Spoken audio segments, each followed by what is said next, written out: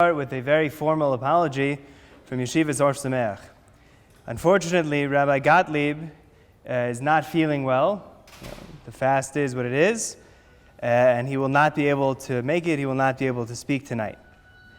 They asked if potentially someone else could step in, and as the Brisker Rav is quoted as saying, a good Rav, a good rabbi always has what to say. So I don't have what to say, but maybe you'll want to listen anyway. Since I'm not on the schedule, I guess maybe a little bit of introduction would be in order. My name is Menashe Shapiro. I'm a former Rabbi here in Ohr Somayach. Baruch Hashem, I've been Zoichet to be involved for the past 5 years in every program with the exclusion of Derech. So I was in Mechina and the Center program and the Beis Medrash and the Kollel, both as a student and as an instructor, as a Rabbi here. I've also been involved, as you see me walking around today, in the technology side. And I think it's a good combination of the skills one might have acquired in Torah and also the skills that one acquired in a secular lifestyle in the previous door. Now I'm Zoichet to learn in the Orach Chaim and Yeridei Kollel of Rav Asher Weiss Shlita under the tutelage of one of his close Talmidim, Rav Akiva Dershowitz. So I can't say that I speak on their behalf, but I definitely speak having been very influenced by them. Nogea to the discussion of the Shivas B'Tammuz seminar of Kiruv, so I wanted to talk about, or I thought maybe perhaps we should talk about a very common logic fallacy, a very common fallacy. Now, a fallacy doesn't mean that something's not true. I have to clarify, this is often used in negotiations, often used in arguments. If someone says something's a fallacy and they say, no, but it's true, that could be. But it's not a valid argument. A fallacy is that based on the formal understanding of what a good argument is, a fallacy breaks those rules. And in particular, when Nogea to Kiruv, I want to talk about the straw man fallacy. What is the straw man fallacy? Well, sometimes when you're fighting up against an opponent, it's very hard to win. It's very hard to beat them. Maybe they have a good point. So what do? You conjure up the worst possible imagination of what their argument really is, but I could squeeze it in. It's not what they're saying. But I could make it like what they're saying. And I attack that. Now that's much easier.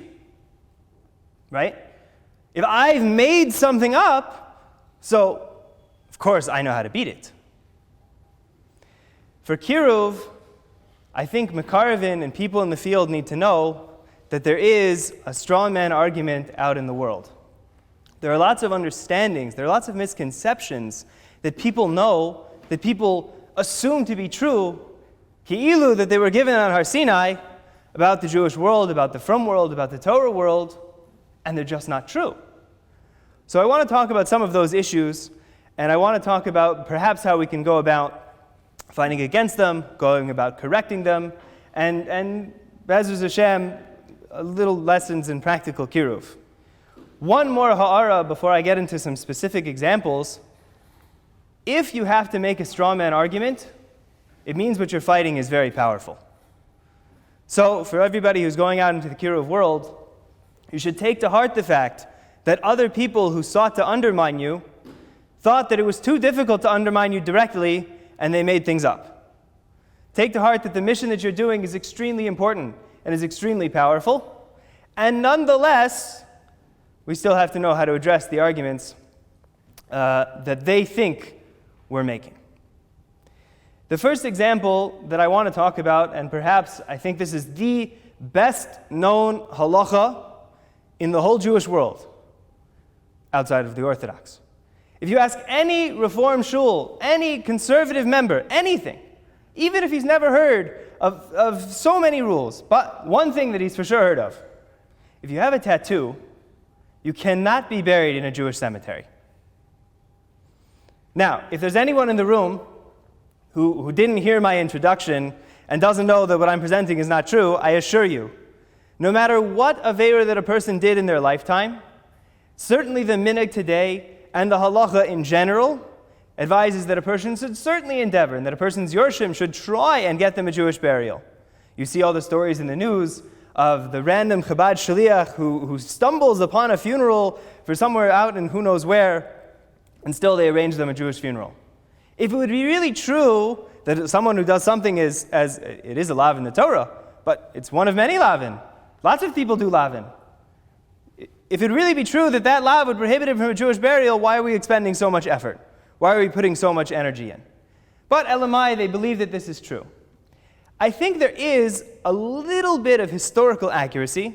As they say, the best lies always start with truth.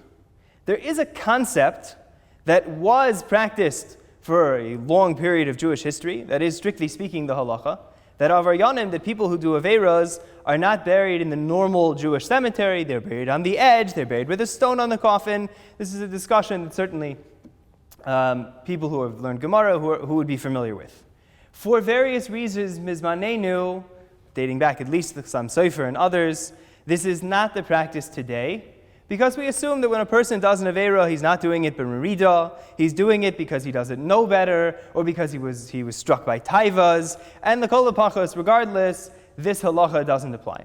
But people have this assumption. People have an understanding that perhaps if chas v'shalom someone should get a tattoo, so now they can't get a Jewish burial. Why would this have become so mainstream? What is it the interest of those who would stand against Torah that would want to have such an understanding out there in the world? I have to add one more very important caveat. The people to whom I am speaking against, the people who made up these rules, these halachas that are not alive today. There is no reform person who sat through the rules and sat and connived and he tried to think about, how can I really undermine the Jewish people? That was a fight 200 years ago. It doesn't take place anymore. And we should never speak against the Jews today and the way that they're learning and the way that they're practicing. We want to help them. We want to improve their lives. We're not out to get them. So there was, at some point, someone who came up with this idea that if you had a tattoo, you can't have a Jewish burial. So why would that be something that they would want? And I think it's fairly obvious. It's very hard to connect to a lot of the esoteric aspects of Yiddishkeit.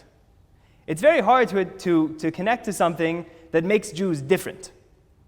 But everyone thinks about, at some point in their life, they think about what's going to be. What's going to be in the next world? What's going to be at the end of days? And they see, well, this group practices burial, and this group practices burial, and this group practices burial. It was, for sure, the most common phenomenon in the Western world. Up until very recently, it was unthinkable that someone would do something else. Cremation was unheard of.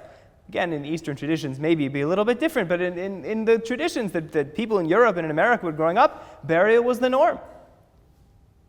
And you dare tell me that I can't have one of those? That I can't be buried? Well, why should I join you? As much effort as I put in, you're telling me it's over?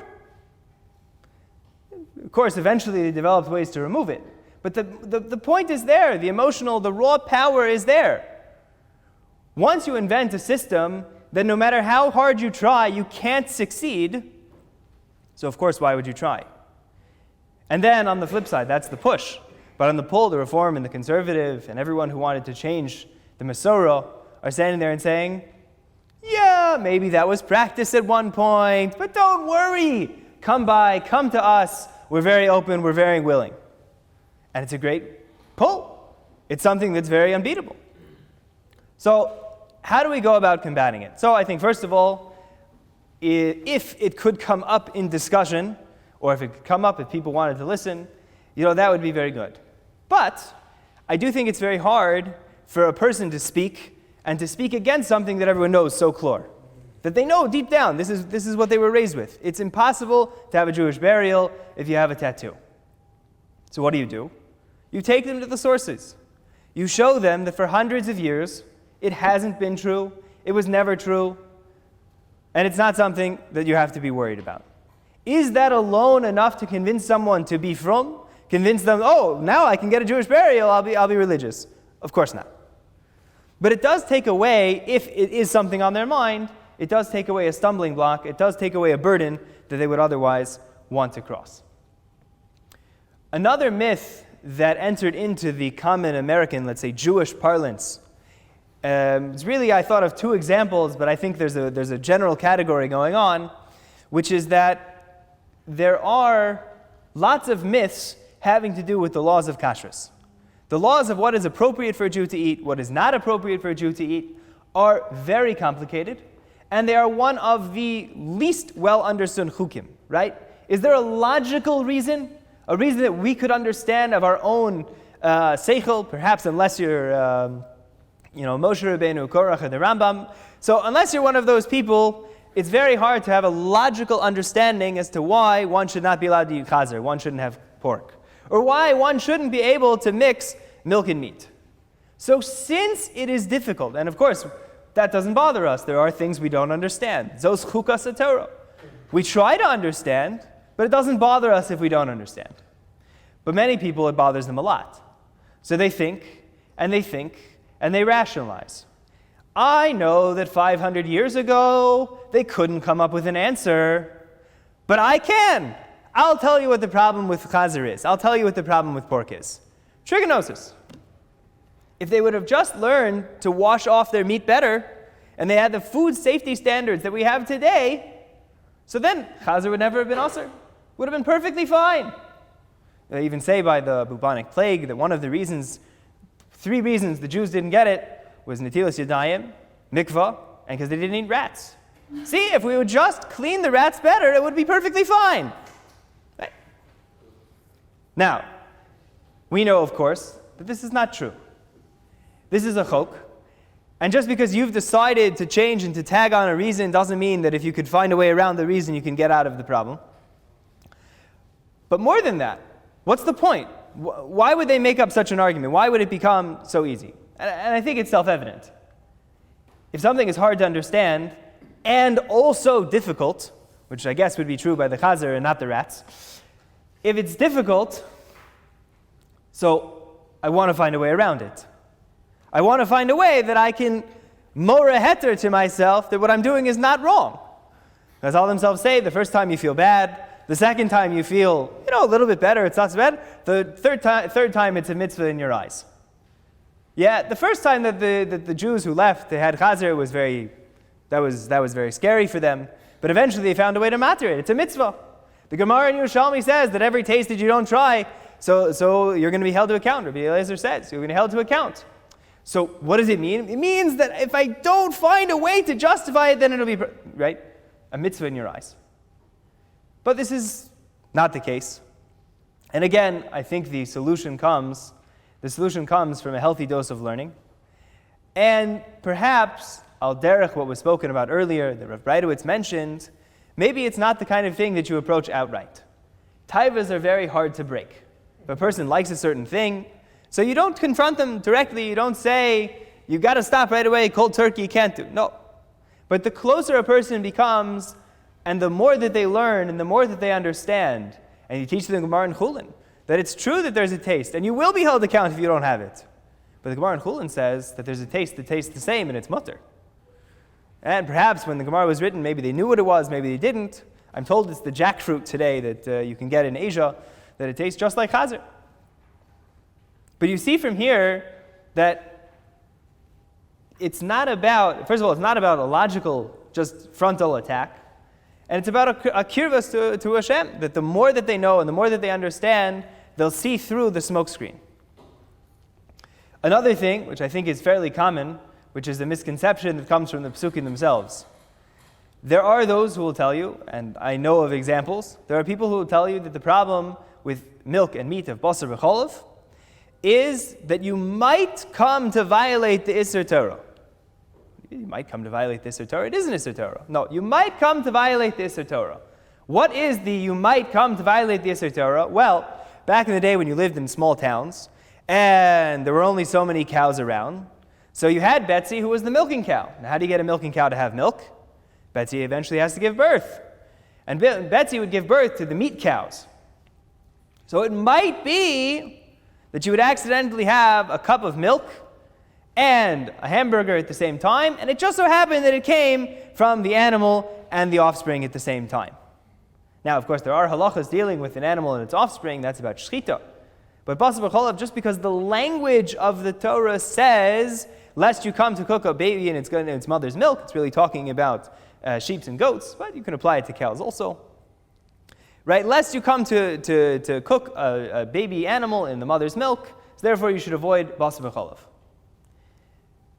If you understood the mitzvah as literally taught in the Torah, again, incorrectly, I have to emphasize as many times as possible, but if you came to understood it like that, if that was the mitzias, if that was the isur shekasev b'Torah, so then it comes out very good.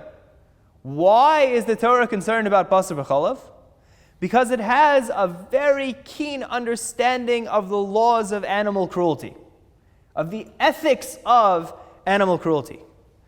And your PETA-inspired leftist of today will love to tack onto that.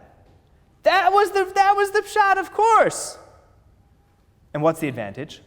Well, now we have such big commercial manufacturers. The chance is so small, we don't have to be worried about it today. Then you get into have a nice discussion with them about, even if you would be right, l'tamech, right? Even if you would be right, here's the halachas about how to mevatel gezeras bezdin, so it wouldn't work either way. But what's the point? Again, I think we're seeing a very familiar theme. There are myths that are held very close and very dear and are well accepted in the, let's say, non-Torah Jewish world. And all of them allow me to do something that wouldn't have otherwise been true, or provide a basis on which I'm not going to pursue any further. And so, the further that one learns, the more that one's instructed, the better that they can become, the less likely that this is. The final thing I want to talk about is perhaps an important nomenclature discussion. And I think in this case, the Orthodox are just as guilty. When someone asks you, oh, are you Jewish? Yeah, I'm Jewish. Oh, why don't you, say a non-Jew would usually ask, so why don't you look like that Hasidish guy that I saw when I was going on a pilgrimage tour? Oh, well, I'm a Reformed Jew. I don't have to do that. What does the sentence mean? I'm a Reformed Jew and I don't have to do that. It means that there's some broad, overarching category, concept, idea in the world, and it's called Judaism. You do Judaism like this. I do Judaism like that. Who's to say that yours is more right, that yours is better than mine? Who's to say that your practices are intrinsically better? In a similar vein, very often people will say that voting Democratic, voting for the leftist party in America, that's a Jewish practice. That's a Jewish belief, a Jewish behavior. What do they mean? They mean that since Jews do something, that must make it a Jewish activity. And it's the same idea. It's a concession in vocabulary. It's a concession in nomenclature.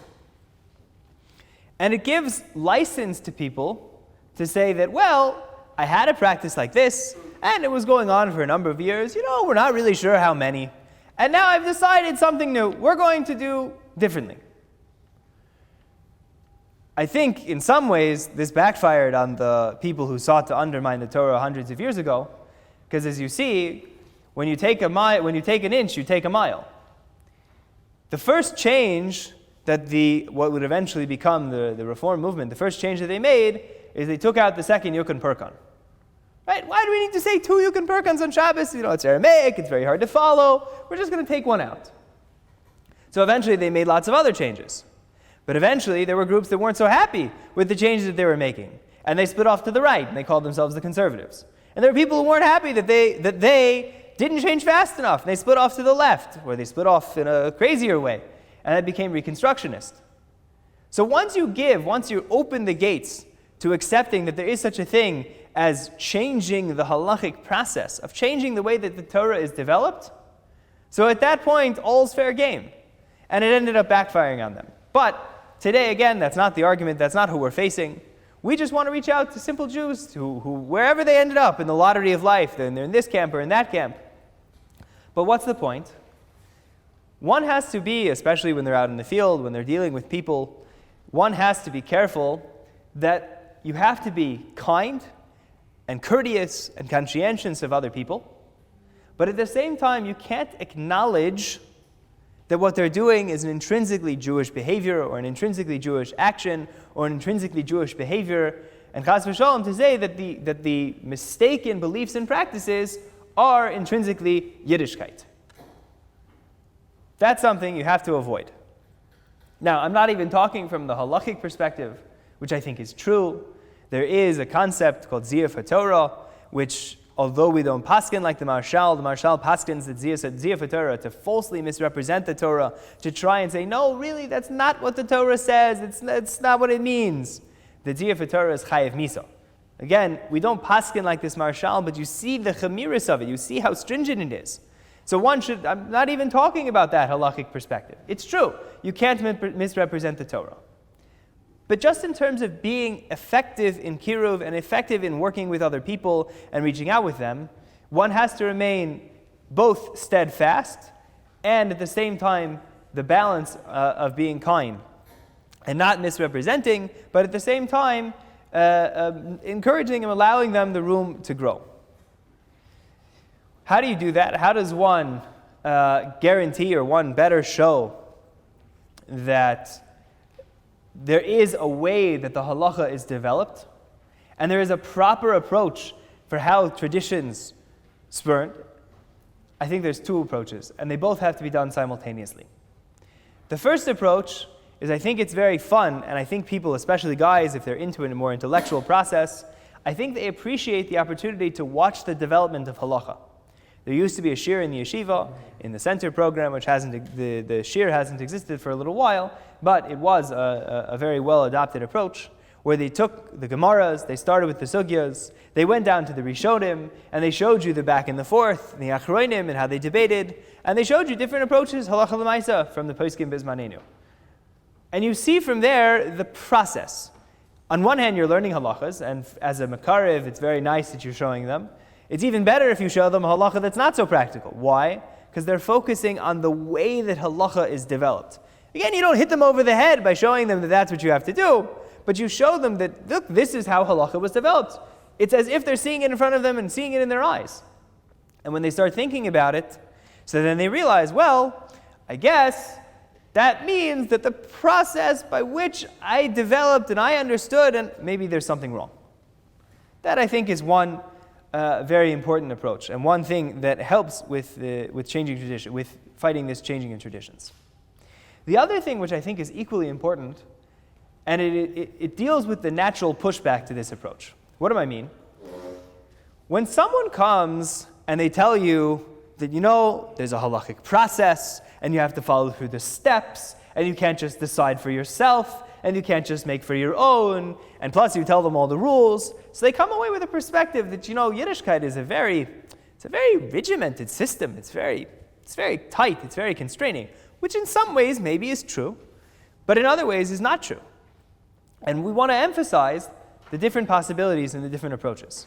So again, when we're speaking specifically about the changing of traditions and the people who decided that this is a Jewish practice, and we want to combat against them, so if we tell them that no, there has to be a process, there has to be a way that you go through, so again, you want to fight back against that natural constriction. So what do? I think the natural approach is you have to show them the other possibilities. Now, I don't mean you show them the reform movement and the conservative movement and you have a panel of discussion. That's probably not your best approach. But what do I mean? Like the yeshiva does on a regular, maybe not every Shabbos, but certainly when there's a Shabbaton in the Mechina program, in the introduction, so there are a number of Rabbeim, there are a number of students who like to take them on a Tish tour. Is that the approach of the yeshiva? Are we generally describe ourselves as Hasidim, maybe in the sense that the Vilna Gaon was, but not necessarily in the sense of the Baal Shem Tov. But we recognize that there are other approaches that are equally accepted, that are equally part of the halachic process of today, and we show people that it's not all black and white. Maybe it is. We show people that they have other options. We show people that there is freedom of choice. You can make a conscious decision, and you can do it within the halachic system and within the halachic process. On one hand, this is Yeshivas Ohr Somayach, and we have an approach, But we also recognize that for some people, that a little bit of here and a little bit of there helps them to stay a little bit more balanced. And by giving them the opportunity to make choices, I don't mean to give them the smokescreen of choice. It's not about pick door A or pick door B and they lead to the same place. They're very different, but they're all acceptable. And they all lead back to the same rabboni shalom. And they lead back to the same approach, to the same fundamental truths.